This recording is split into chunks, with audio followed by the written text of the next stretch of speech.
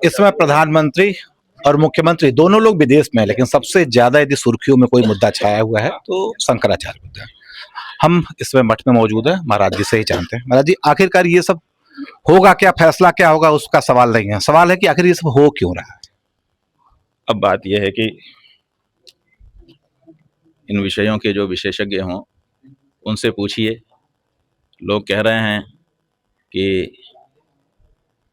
Epstein file आई है, उसको दबाने के लिए ये सब उठाया जा रहा है। कुछ लोग कह रहे हैं कि आप गौ माता की हत्याबंदी की आवाज़ उठा रहे हैं, सरकार वो करना नहीं चाहती है, इसके लिए ये हो रहा है। कुछ लोग कह रहे हैं कि आपने कुंभ में कह दिया था आदित्यनाथ के लिए कि अच्छे व्यवस्थापक नहीं हैं, ये गलतियों को छुपा करके जनता से रखते हैं, इसलिए पारदर्शिता नहीं है, इनको इस्तीफा दे देना चाहिए। उसकी खुन्नस उनके द्वारा निकाली जा रही है। कुछ लोग कहते हैं कि कुछ संस्थाएं हैं इस देश में जो सनातन धर्म पर चोट करना चाहती हैं, वो तरीका बना करके सनातन धर्म के ऊपर चोट कर रही हैं। तो अलग अलग आकलन है लोगों के, इनमें से कोई कारण या सारे मिल करके कारण होंगे जिसके कारण ये हो रहा है। हो तो रहा है। मुख्यमंत्री योगी आदित्यनाथ की आपसे कोई खुन्नस है या आपकी उनसे कोई खुन्नस है? आप बताओ क्या खुन्नस होगी? उनका क्षेत्र अलग है, हमारा क्षेत्र अलग है। हम धर्म के क्षेत्र में काम कर रहे हैं, वो राजनीति के क्षेत्र में समर्पित होकर के काम कर रहे हैं। हमारी गद्दी वो नहीं प्राप्त कर सकते, वो इसके लिए एलिजिबल नहीं है।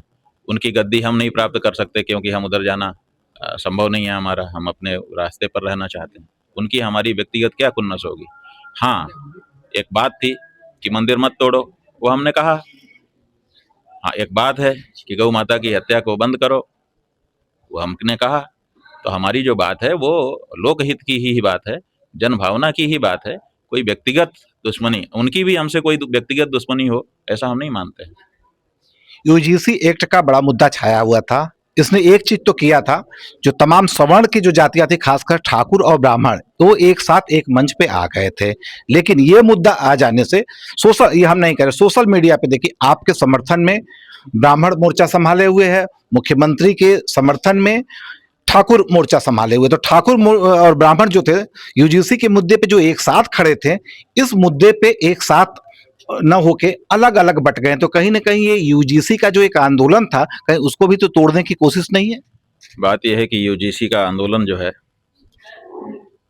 वो विभाजनकारी है, हिंदू धर्म में डिवीजन करता है, ये तो सबने मान लिया है। वो ठाकुर ब्राह्मण को बांट रहा है कि ठाकुर और शूद्र को बांट रहा है कि ब्राह्मण वैश्य को बांट रहा है, ये तो एक सेकेंडरी क्वेश्चन है।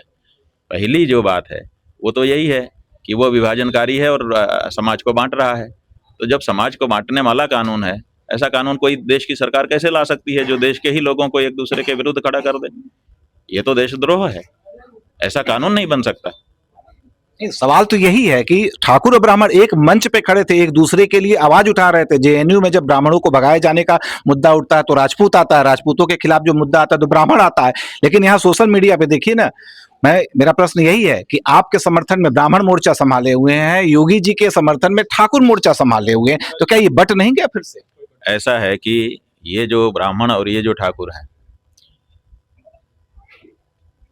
हम कह रहे हैं कि जो असली ब्राह्मण होगा वो क्षत्रिय वैश्य शूद्र तीनों को साथ लेके चलेगा। जो असली क्षत्रिय होगा वो ब्राह्मण वैश्य और शूद्र को लेकर के चलेगा।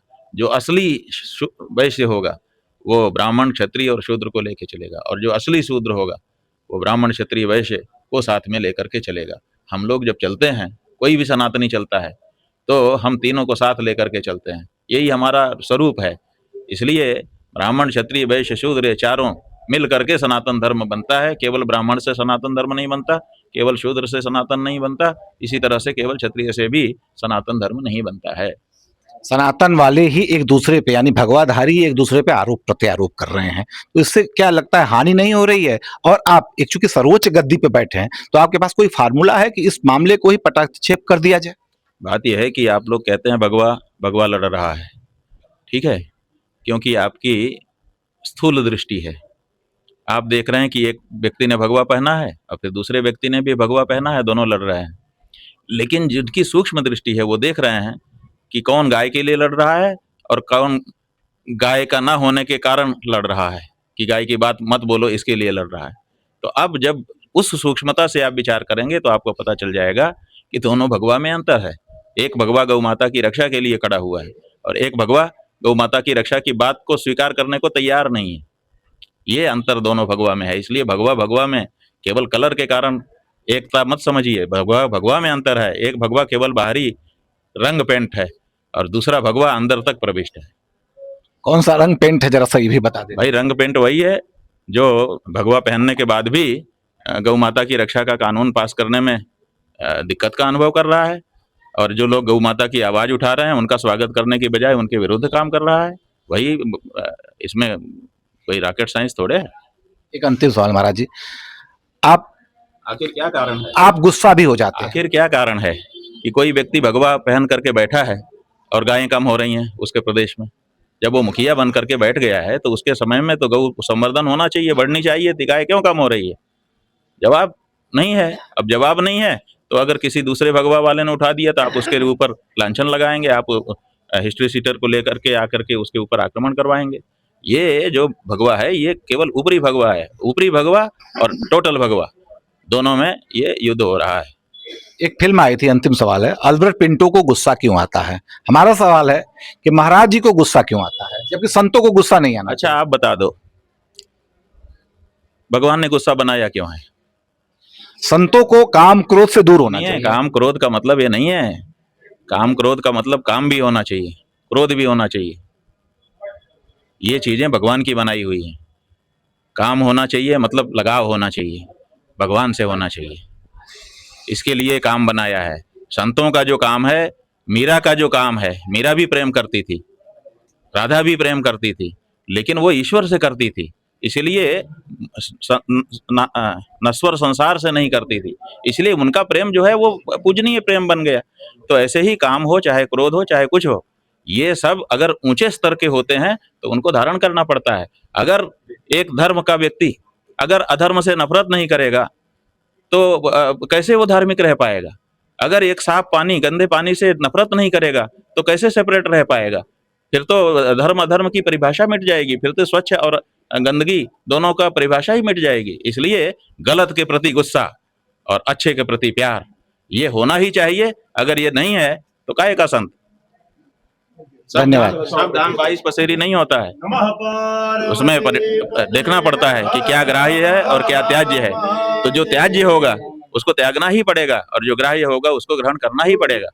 धन्यवाद। तो ये थे स्वामी अभिमुक्तेश्वरानंद जी। आज हम उनके मठ में आए हुए हैं। इन्होंने तमाम मुद्दों पे बेबाकी से अपनी राय रखी, खासकर इस बात के लिए कि गुस्सा क्यों आता, क्योंकि अक्सर ये देखा जाता है कि इनको गुस्सा आ जाता है और किसी पे कुछ भी बोलने लगते हैं। बहरहाल सभी मुद्दों पर उन्होंने बड़े ही बेबाकी से जवाब दिया। नीरज जायसवाल के साथ रोहित सिंह, भारत समाचार, वाराणसी।